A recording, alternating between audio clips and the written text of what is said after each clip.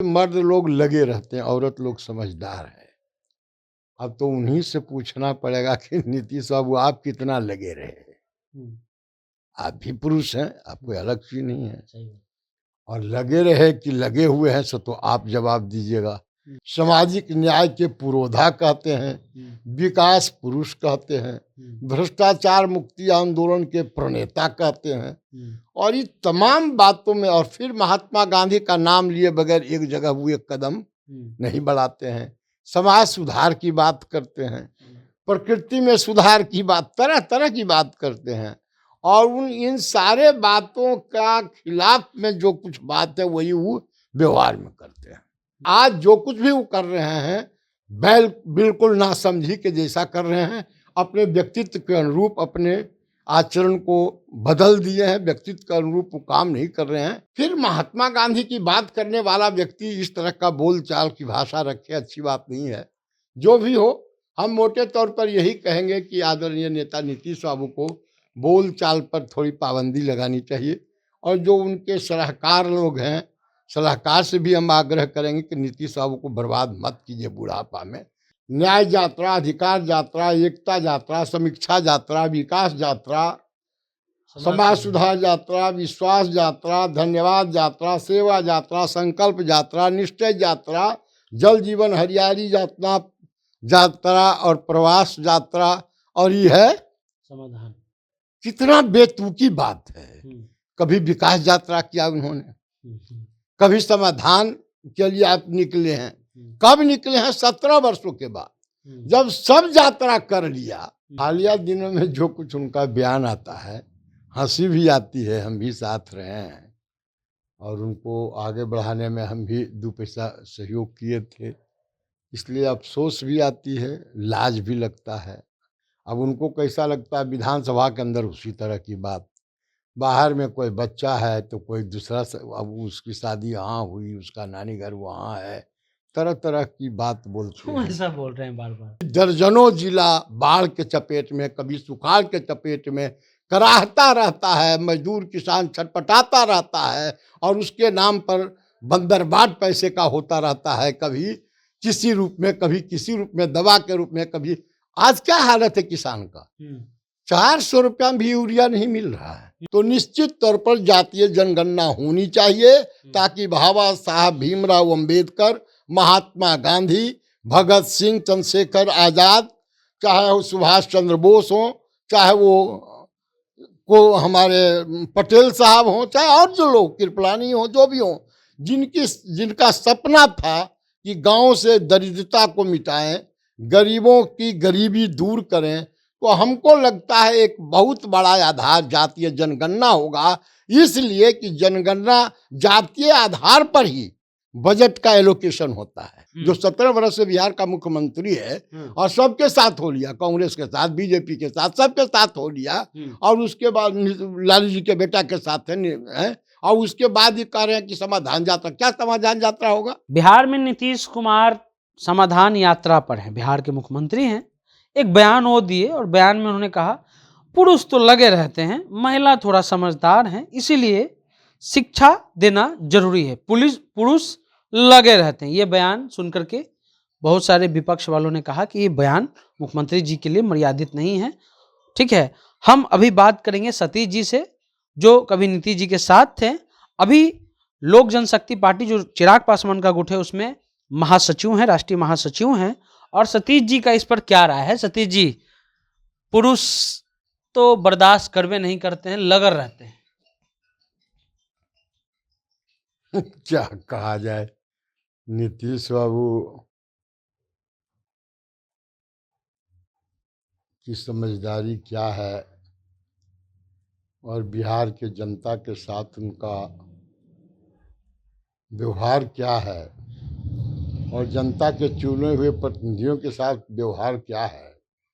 हालिया दिनों में जो कुछ उनका बयान आता है, हंसी भी आती है। हम भी साथ रहे हैं और उनको आगे बढ़ाने में हम भी 2 पैसा सहयोग किए थे, इसलिए अफसोस भी आती है, लाज भी लगता है। अब उनको कैसा लगता है विधानसभा के अंदर उसी तरह की बात, बाहर में कोई बच्चा है तो कोई दूसरा अब उसकी शादी यहाँ हुई, उसका नानी घर वहाँ है, तरह तरह की बात बोलते क्यों हैं। ऐसा बोल रहे हैं बार बार? और फिर अभी जो जिस तरह से किए असेंबली में, देखे ना किस तरह से ऐसा ने किए शराब के सवाल पर, जिसमें छपरा में दुर्घटना हुई, इतनी बड़ी घटना हुई। और फिर उस समय भी एक बयान जो उन्होंने दिए, जो पिएगा वो मरेगा ही।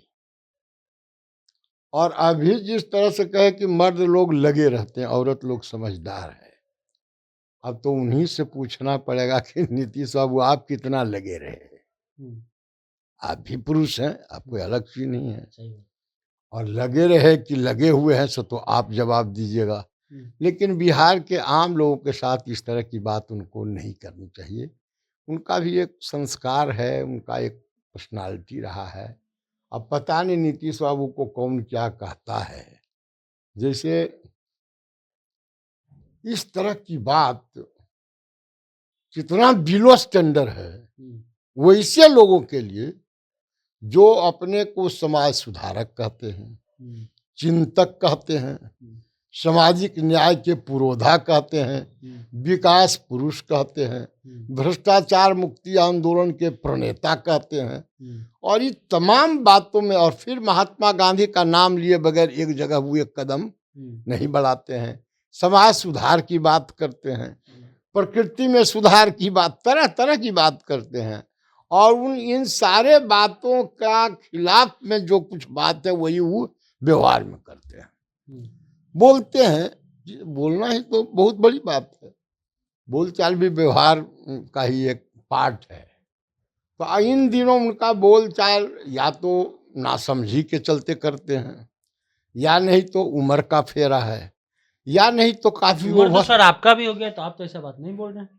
नहीं, हम समझते उम्र के फेरा में भी कुछ लोग भटकते हैं, या फिर जो एक बात वो कर रहे हैं कि लगे रहते हैं पुरुष लोग, या तो उसका चक्कर है इनको, या फिर हमको लगता है कि ओवर फ्रस्ट्रेशन में है। क्यों फ्रस्ट्रेशन? क्यों फ्रस्ट्रेशन उनको क्या लगता है कि गच्छ लिए थे, सुनते हैं कि लालू जी का बेटा सीएम बनाएंगे, को सीएम बनाएंगे, तेजस्वी जी कुशवाहा को। डिप्टी सीएम बन रहे हैं, खबर चल रही है। अब क्या खबर चलती है, क्या खबर चलेगी, क्या आज कह रहे हैं, क्या कल होगा, वो नीतीश बाबू जानते हैं। हम लोग भाई उतना बड़ा लोग हैं नहीं, और उतने बड़े लोगों पर उतना टिप्पणी हम कर नहीं सकते, क्योंकि वो छोटे भाई के रूप में थे। और हमने भी कुछ सहयोग करने का कोशिश किया था कि ये आदमी आगे बढ़े, समझदार लोग हैं। लेकिन आज जो कुछ भी वो कर रहे हैं बिल्कुल नासमझी के जैसा कर रहे हैं। अपने व्यक्तित्व के अनुरूप अपने आचरण को बदल दिए हैं, व्यक्तित्व के अनुरूप वो काम नहीं कर रहे हैं। और बिहार का सीएम का कोई मतलब है? श्री बाबू यहाँ के सीएम हुआ करते थे, जिनका प्रधानमंत्री से कम वैल्यू नहीं था। बात जी आप समझिए, प्रधानमंत्री के पैरेलल में थे, और यहाँ कितने दिनों तक रहे। फिर महात्मा गांधी की बात करने वाला व्यक्ति इस तरह का बोलचाल की भाषा रखे, अच्छी बात नहीं है। जो भी हो, हम मोटे तौर पर यही कहेंगे कि आदरणीय नेता नीतीश बाबू को बोलचाल पर थोड़ी पाबंदी लगानी चाहिए। और जो उनके सलाहकार लोग हैं, सलाहकार से भी हम आग्रह करेंगे कि नीतीश बाबू को बर्बाद मत कीजिए बुढ़ापा में। इनका एक अपना रोब रुतबा रहा, रोब रुतबा को बचने दीजिए। ठीक, एक सवाल और है कि समाधान यात्रा चल रहा है, 17 साल से मुख्यमंत्री हैं, समाधान अभी भी? 17 साल से मुख्यमंत्री है नीतीश बाबू, और यह 14वां यात्रा है उनका। कोरोना के समय में 2 वर्ष यात्रा नहीं हुआ। इनका समाधान यात्रा नाम रखा गया, हंसी आती है। कौन लोग यात्रा का नाम दिया, हमको लगता फिर से बदल दिया। अभी भी कुछ दिन बचा हुआ है, समाधान क्या करेंगे? उन्होंने यात्रा 13 यात्रा इसके पहले निकाला है।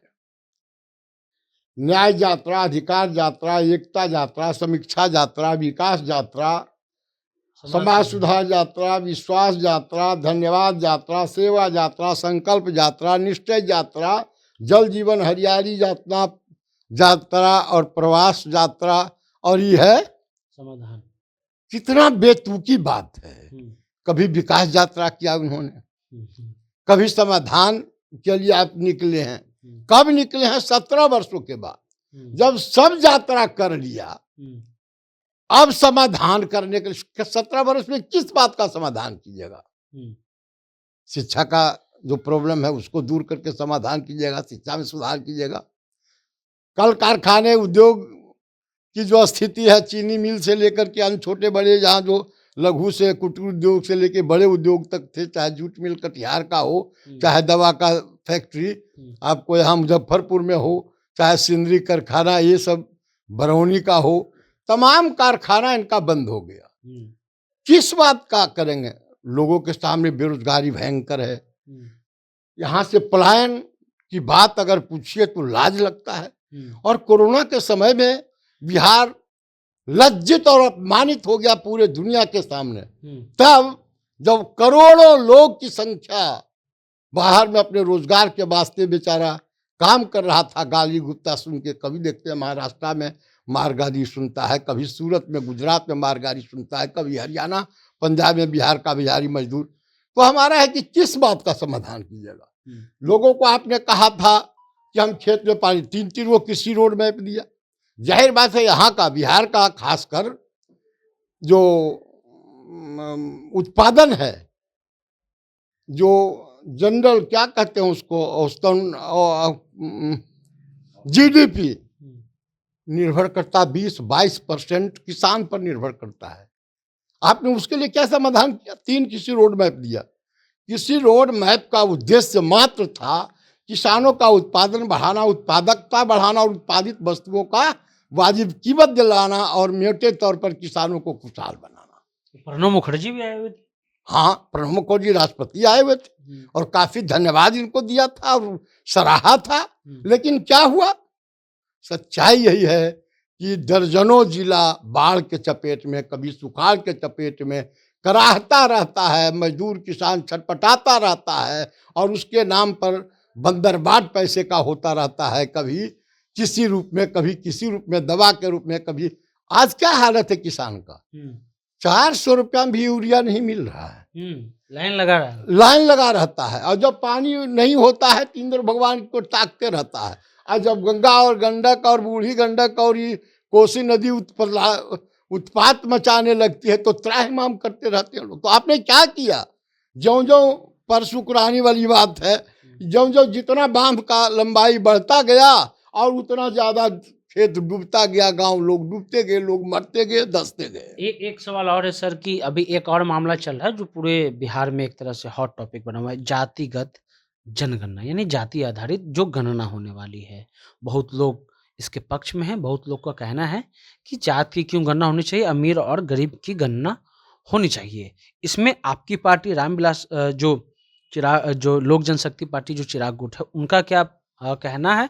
और दूसरा चीज ये है कि बीजेपी जब ये सर्वसम्मति से पास हो रहा था तो अब साथ में थी उस टाइम, लेकिन अब वो उसमें एक्सक्यूज निकाल रही है कि उपजाति की गणना हो, या संजय जायसवाल ने खुल करके कहा कि जातीय जनगणना नहीं, गरीब गणना होनी चाहिए। जनक राम ने भी बहुत सारा विरोध किया। क्या कहना चाहते हैं?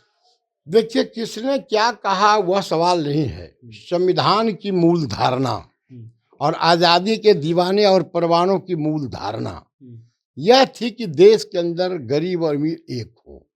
जातीय आधार पर जो संरचना है उसमें भी अधिकार और कर्तव्य की बराबरी का हिस्सेदारी हो। और यही है कि वोट चुनने और चुराने का वो संविधान में बराबरी का हक दिया गया, लेकिन जीने का हक और जिलाने का हक बराबरी का दिया गया। लेकिन वह तभी संभव है जब उनको जातीय आधार पर जनगणना करके और उसके मुताबिक नीति आयोग जो योजनाओं में पैसे, बजट में जो पैसे का प्रावधान करती है, जातीय आधार पर करने का काम करे। इसलिए हमसे अगर पूछिए, हमारी पार्टी से पूछिए, तो निश्चित तौर पर जातीय जनगणना होनी चाहिए, ताकि बाबा साहब भीमराव अंबेडकर, महात्मा गांधी, भगत सिंह, चंद्रशेखर आजाद, चाहे वो सुभाष चंद्र बोस हो, चाहे वो को हमारे पटेल साहब हो, चाहे और जो लोग कृपलानी हो, जो भी हो, जिनका सपना था कि गांव से दरिद्रता को मिटाएं, गरीबों की गरीबी दूर करें, तो हमको लगता है एक बहुत बड़ा आधार जातीय जनगणना होगा, इसलिए कि जनगणना जातीय आधार पर ही बजट का एलोकेशन होता है। कैसे, उसको समझाइए। हाँ, बजट का एलोकेशन होता है। अब अति पिछड़ा आप देखिएगा, अति पिछड़ा के प्रत्येक साल प्रत्येक राज्य में पैसे अलग से जाते हैं उसके विकास के लिए। दलित के लिए भी जाते हैं। दलित के लिए भी जाते हैं, लेकिन अनथाहे जाता है। कई % है ये पता नहीं है। और उसी तरह से आप देखेंगे आरक्षण में भी लोग राजनीतिक स्वार्थ के चलते जैसे तैसे बात करते हैं। हम भी हालांकि अपने पार्टी के नीति के साथ हैं कि ठीक है, गरीब गुरबा को होना चाहिए। मैं तो कम्युनिस्ट पार्टी से आया था, गरीब अमीर 2 वर्ग को हम मानते हैं। लेकिन सच्चाई है कि सामाजिक तौर पर भी जो विकृतियां हैं, सामाजिक संरचना के कारण जो कुछ है, और जात के कारण रहने का ढंग, पढ़ने का ढंग और तमाम चीजों का आयाम जो बदला गया है, बनाया गया है, पुराने लोगों ने जो बनाया है, उसी के अनुकूल चलना होगा, उसी के अनुकूल चलना होगा। उसी के लेकिन अनुकूल अगर उसके अनुकूल अगर आप चलिएगा तो बराबरी, समानता का अधिकार किसी को नहीं मिलेगा। इसलिए हमारी मजबूत समझदारी है कि किसी भी सूरत में जातीय जनगणना होनी चाहिए। कौन कितना मीन मेक कर रहे हैं, कौन कितना क्या कर रहे हैं, हमारी समझदारी है सांप्रदायिक तनाव घटाने के लिए, जातीय तनाव घटाने के लिए और समाज के तमाम करोड़ों हाथों को रोजगार देने के लिए, विकास के लिए जरूरी है कि आप एलोकेशन जब दीजिएगा गरीबों के लिए, तब जब जातीय जनगणना होगी तो भिन्नता हो जाएगा।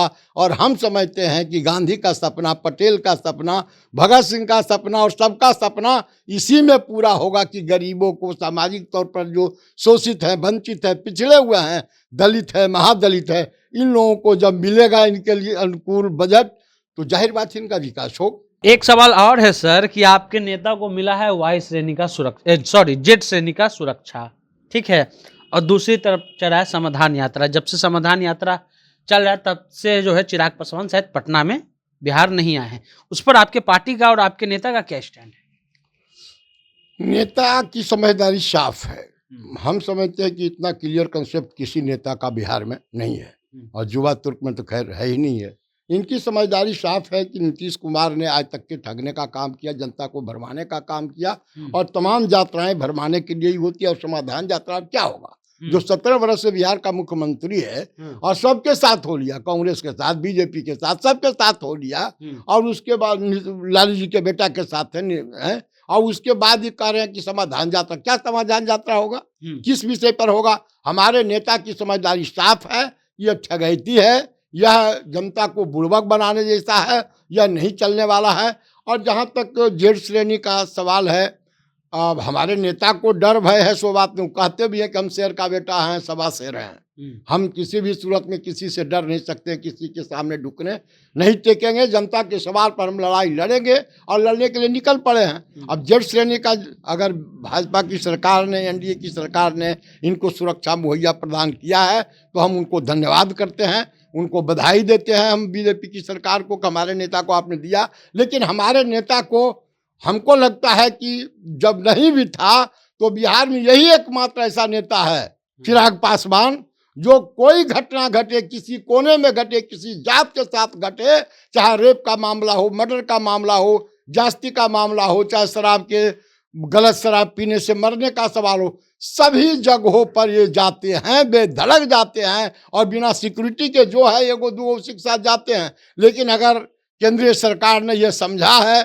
तो जाहिर बात है हम उसको धन्यवाद करते हैं, उनको हार्दिक बधाई देते हैं कि आपने हमारे नेता को सुरक्षा प्रदान किया।